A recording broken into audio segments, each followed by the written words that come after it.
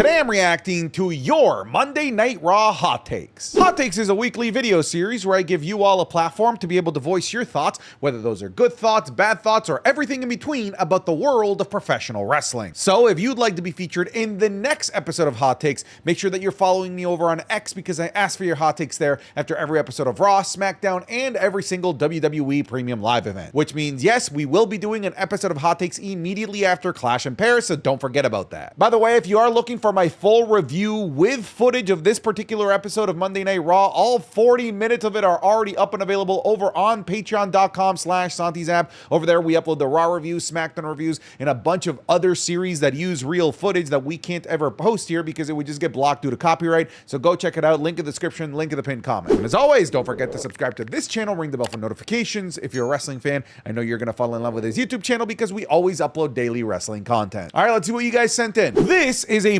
premium live event level match and should not have been relegated to the Raw after Clash in Paris. At least we get them in France, but still a huge missed opportunity. Of course, this is a premium live event level match. You want to know how I know that? Because they literally just had this matchup at SummerSlam. So how is this good enough to get on the second biggest show of the year, but not good enough to get on a B-tier PLE at the end of August? This should have been the easiest decision of all time. You have DOMINIK MYSTERIO, somebody who is super popular, super over, and clearly one of your pillars of the company moving forward, and an AJ Styles who appears to be a god in France. And I understand there is a silver lining. You're right. The Monday Night Raw after this show is still going to be in Paris, still going to be in the same venue, but it's not going to be the same. The attendance isn't going to be as high. The crowd might be tired from cheering all night long the night before, and on top of that, it's gonna have those annoying ass Netflix commercials. I thought we would have learned our lesson from what happened at TLC and not having that match at WrestleMania. Yes, the TLC match that happened right after WrestleMania was an amazing match, super memorable, but you know what everyone says from that match?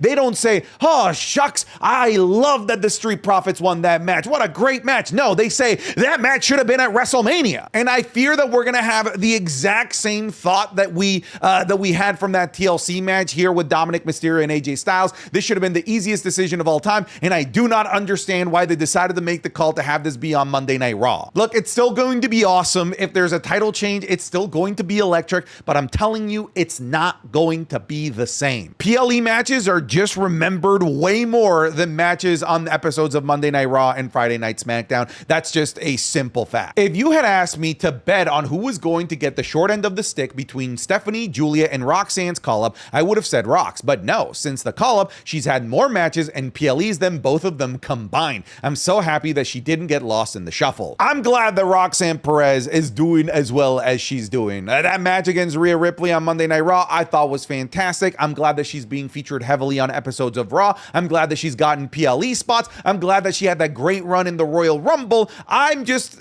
saying that we could have had this great treatment for all three of them as opposed to just the one. Julia's getting absolutely no shine and no love whatsoever, even though she's a champion over on Friday Night SmackDown, and Stephanie Vaquer just got yoinked right out of Clash in Paris. The best case scenario is if they were all flourishing, all doing well, because they're all talented enough to be flourishing and to be doing well, and it's not as if WWE is doing so perfectly good across the board on the women's division to warrant not utilizing all three of them to the best of their ability. But yeah, shout out to Roxanne Perez, man. Over the last couple of weeks, she has been an absolute dime on Monday Night Raw. After Clash, Punk and LA Knight should be the next feud for them, and LA Knight should win the feud in the end. I'm down for LA Knight versus CM Punk, but there is this weird lull period that we're in, which is the build up to War Games, and I'm anticipating that both CM Punk and LA Knight are going to be part of the babyface team that takes on the Vision at that show. I guess you still have the show in Perth, WrestlePalooza, and a bunch of episodes of Raw in between to maybe flush out a story between LA Knight and CM Punk. I'll be honest with you, I think that it would be a stellar feud for both of them. I think that from a mic perspective, we could be in for some absolutely remarkable promos, and from in-ring, I think we could have a really fun match. But I think we still need to somehow come back full circle for them to want to work together at Survivor Series War Games. Alternatively, the feud could happen after Survivor Series War Games, but by then, that's, I don't know, I feel like the heat between the two might die down. So yeah, you might not be off here. I think that after Clash in Paris, we could be seeing a little mini feud between Knight and Punk, and I'm down for that. Have you ever tried Googling your own name or email before? before? I did recently, and what I found was wild, because there are dozens of sites that were listing my name, old addresses, phone numbers, old phone numbers, even addresses of places that I've never even lived before. To be honest, it felt kind of violating, like someone was quietly selling parts of my life behind my back. That's why I'm glad that today's video is sponsored by Aura. If you've ever wondered how scammers get your numbers or why your inbox is always full of spam, this is why. Data brokers. These companies collect your personal info without your consent and sell it to marketers and scammers around the world, and sometimes sell it to even worse types of people. And yes, they are required to remove your info at your request, but they make it borderline impossible and incredibly complicated, enough to the point where it just isn't feasible for the average person to be able to take care of that. That's why I use Aura, because they do the hard part for you. Aura automatically requests removal of your personal data from these sketchy sites, and they make sure that it stays off. And that's not all, because Aura is like an all-in-one digital bodyguard. You're gonna get real-time alerts if your info shows up on sketchy sites on the dark web, fraud notifications for your credit and banking, a VPN, an antivirus, password manager, the works. All with 24/7 support just in case. Now, if something does go wrong, just know that Aura does include $5 million in identity theft insurance. Luckily for you, you're gonna be able to try Aura for free over at aura.com/SantiZap for 14 days. Those 14 days will be enough time for Aura to start working their magic without you having to lift a finger. Thank you again to Aura for sponsoring today's video. Now let's get you back to the wrestling that you came for. I'm not a fan of the Io and Asuka storyline. It makes no sense to me on how it's being done. I get the goal is Io Rhea versus Kabuki Warriors, but I wish it was done better than, quote, oh, stop talking to your friend. Yeah, the character motivations are a little bit weird. It's simply just jealousy, something that could very easily be remedied with a simple adult conversation, but this is the world of the WWE. Adult conversations don't happen. Instead, freakouts and crashouts happen on screen. I disagree with you. I'm liking the storyline. I like that at the very minimum, it's direction for the Kabuki Warriors, a group of individuals that under most circumstances tend to not have any direction at all whatsoever. I like that it's leading to something. I like that it's leading to a match. I like that it'll eventually lead to a friendship, then probably turn sour between Io Sky and Rhea Ripley, and that's probably how we're gonna get Rhea Ripley versus Io Sky at WrestleMania. But yeah, I think the story's fine. I don't think it's the greatest thing out there, but if you look online, I think there's a lot of positive sentiment. A lot of people like how this storyline is currently being played out. But shout out to our girl Kyrie, man. She's just going through it right now. WWE not putting AJ Styles on the Clash in Paris card is absolutely insane and baffling to me. He literally created one of the most viral and memorable moments in modern WWE history last year. Sure, he'll still wrestle in Paris on the following Raw, but it just won't be the same. I just don't know what else this story, this match needed to get on the PLE. It literally had everything. Check, check, check, check. Great workers, a veteran that's going to be beloved in Paris, a youngster that is an up-and-coming megastar in the WWE,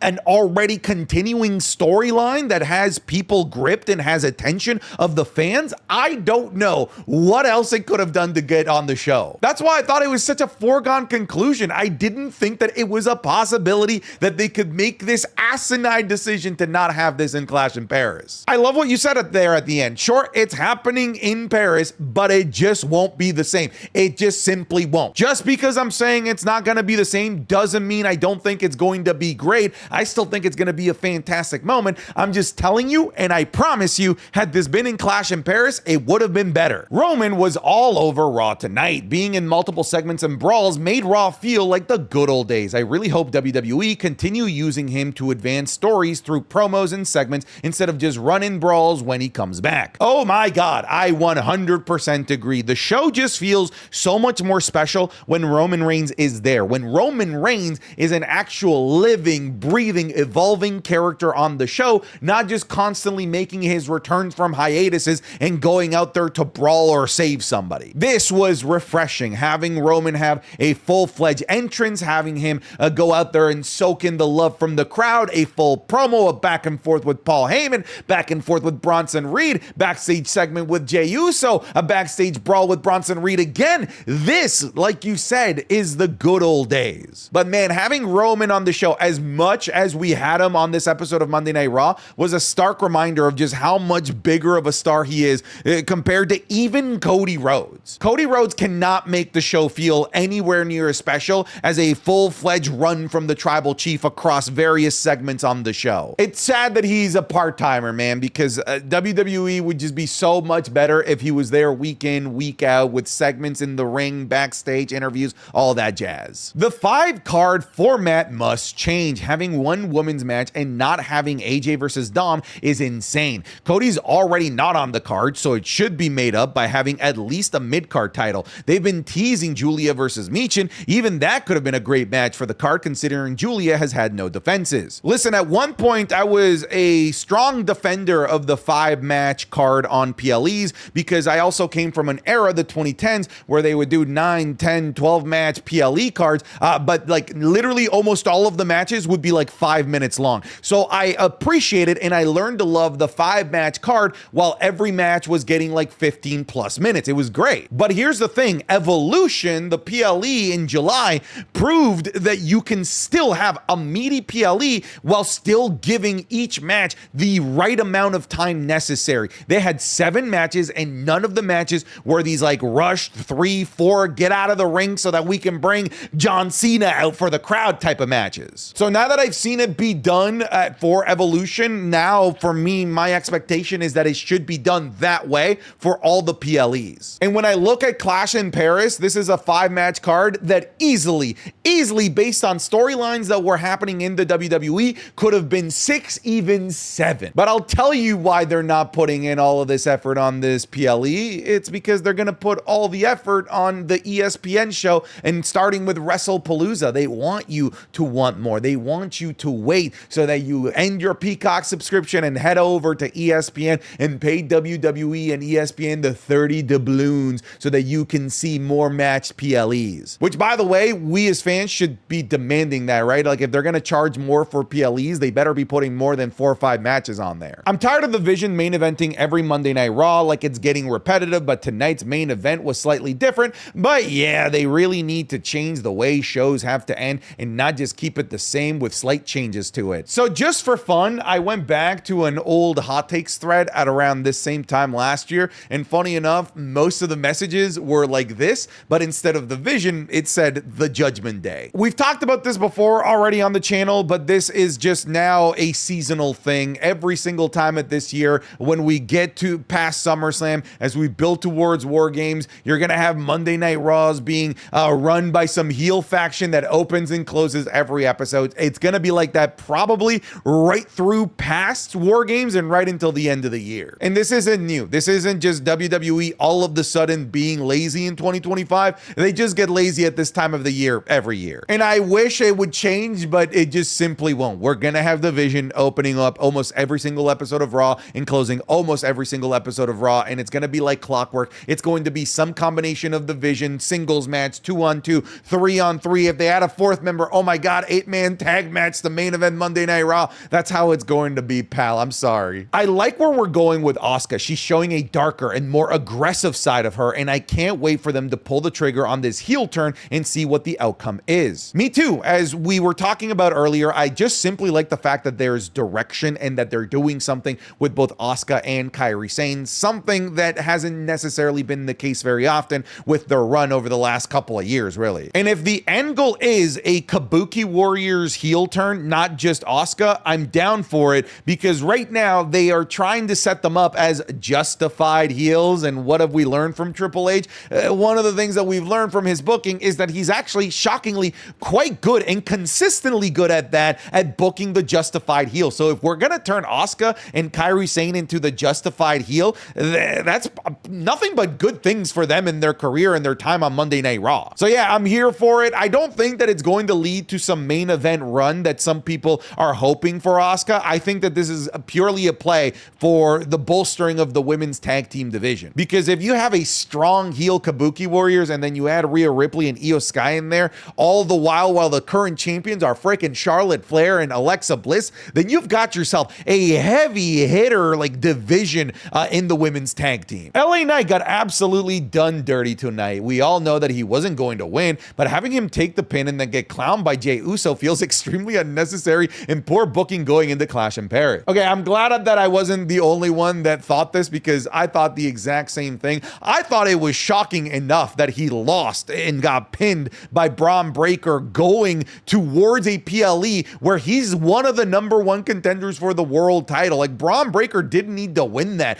Frankly, LA Knight probably should have won that, but if you desperately wanted to protect Braun Breaker, then you probably should have just ended this in a disqualification, and you had every means to end this in a disqualification, considering you had Seth Rollins going out there and getting involved. Or if you're so concerned about Braun Breaker taking back-to-back pins, maybe don't make Braun Breaker the main event here so that somebody else can take the pin so that LA Knight can go over and look strong going into Clash in Paris. I have to admit, I think that this was really baffling booking and made LA Knight look like a baby back bitch, especially considering he was the first one that was taken out by both Jey Uso and CM Punk as well. You were right. He was done dirty. He got clowned. So we all agree that Becky Lynch is the MVP of the WWE for 2025, right? She's been appearing damn near every single week with banger after banger after banger, sometimes even on both shows in one week. Also, her new entrance theme slaps. Becky Lynch is on a renaissance of a run, and that's not me saying that. The other people are saying that. Sports Illustrated is saying that. I love what they're doing with Becky Lynch. I will continue to reiterate this, and I'm getting a lot less pushback every single week that I try and push this agenda. This is the best version of Becky Lynch, even better than the man back in 2019, 2020.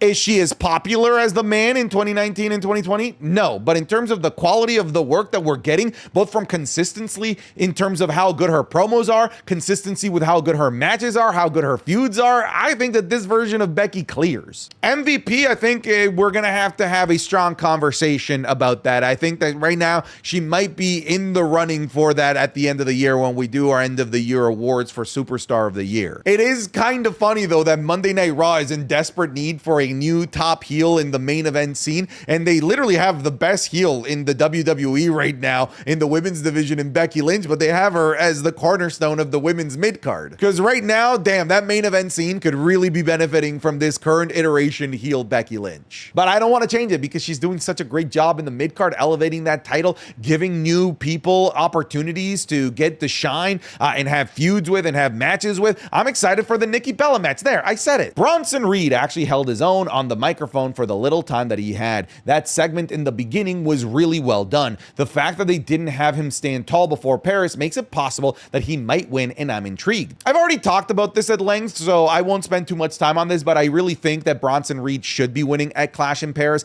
He is the one that is going to be there on the next episode of Monday Night Raw. He is the one that needs to look strong so that the vision looks strong going into Survivor Series War Games. He is the one that needs to win here, because if he loses here, then the whole Shula Fala tribal thief thing is done, dead, buried, and he just got a new shirt. So I really firmly believe that Bronson Reed needs to win here. I really like this segment. I really like this segment because they did like 4 weeks worth of build in like the 20-minute segment to open the show. Think about it. They did everything that you would do in a 4-week build. You had Roman go out there and cut a promo to the fans, and then you had Roman and Paul Heyman talk to each other, and then Roman and Bronson Reed talk to each other, and then they brawl. Boom, right there. Feud built in one segment, and guess what? It worked. I'm excited. I will say, I feel like Bronson Reed got a little broed there with the whole I'm the Samoan that your dad and your uncle warned you about, and Roman Reigns hit him with the, wait, hang on, you're Samoan? That means you belong to me. Come and acknowledge me. That was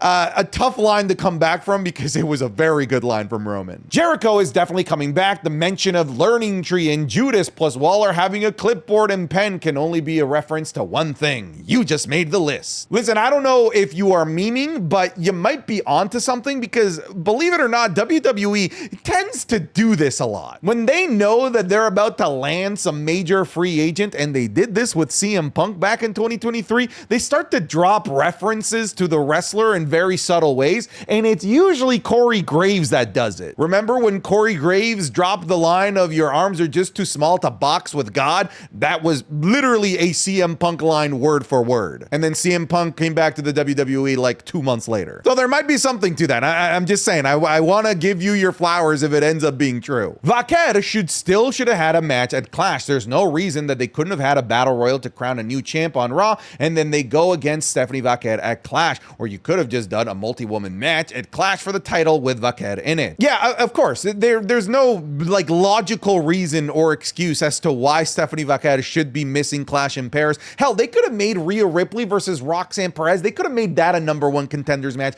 and people would have been on board with it. So it was clear that it wasn't that they couldn't get Stephanie Vaquer on the card. It was just simply that they didn't want Stephanie Vaquer on the card. And the only reason why I can think that that could be the case is because they would rather have a new champion crowned on the big stage that is ESPN at WrestlePalooza. Yeah, I think that they're just saving to crown a new champion and just stack WrestlePalooza with more and more important matches. So again, you drop the 30 shillings to them. The agenda: the Bella Army will not back down from a fight. Listen, I'm intrigued, I'm interested, I'm here for it. I really like Nikki Bella as much as people want to dunk on Nikki Bella, but here's the thing, they've done a great job of getting me excited for this, and it does take two to tango. This is why I really like this championship reign already from Becky Lynch, you know, already giving new opportunities to new people that haven't been part of this picture before, like Nikki Bella. Everything about this feud so far, I'm really enjoying. I certainly don't think that it should be the only women's match on Clash in Paris, but at the very minimum, I want to celebrate that it got on Clash in Paris. Now, I don't think that Nikki Bella is gonna win. I more so just want a good, entertaining match. By the way, how great were the promos between these two? We need to bring back conversational promos again, and this is a perfect example as to why, as opposed to just having person A talk to camera one week, person B talk to camera the other week. Just let them talk, have a conversation, let them shoot the shit, let them improvise with one another, and you can generate some really entertaining segments like Nikki Bella and Becky Lynch did pretty consistently. Cody being booed by the crowd during Reigns' promo is only the result of him preferring to act in a movie rather than being an active champion. Interesting. Exactly what Roman said, and it's exactly what we're all thinking. What is going on here with people booing Cody Rhodes? Now, he's taken time off before, and then the mentioning of his name hasn't led to people booing him. Maybe you're onto something. Maybe people don't like the fact that he's an absent champion, where he took the championship belt from a part-timer only to instantly become a part-timer himself. Maybe people are getting tired of Cody Rhodes at the top of the company. Maybe this is just England. I don't know. Either way, again, as Roman said, interesting. Whoever wins the match between AJ and Dom should face Ilya at WrestlePalooza. Ilya will be returning very soon, and a good way to bring him back is an IC title opportunity. Sure, I'm down for that, especially if Dom does lose to AJ Styles. We know that Dom is going to be busy anyway, going for the AAA Mega Campeonato. So if AJ Styles is the champion, I'll take AJ Styles versus Ilya Dragunov at Ilya Palooza. I almost said at WrestlePalooza all day long. But if there is an Ilya Palooza, I want to get invited to that, whatever the hell that ends up being. Look, I love the idea of Ilya returning, but if he was to return to confront the champion, I think it would have been more hype had they had the match at Clash in Paris, and then Ilya confronts the champion at some point in the Clash in Paris post Monday Night Raw. But whatever, I'm down for this. And we have heard the news that Ilya is cleared to go, and if he does return, the first thing I want him doing is something important, something that matters, and going after the IC title. I think by all accounts, that checks off every box. Penta losing to Kofi. Man, I hate this place. So I saw a lot of people saying, oh my God, Penta's buried. Oh my God, he's losing to the New Day. Listen, don't forget that he already beat 2 of the 3 members of the New Day, Grayson Waller. He beat Xavier Woods in a great match. So he lost to 1 of the 3. I'm glad he didn't sweep with the New Day, because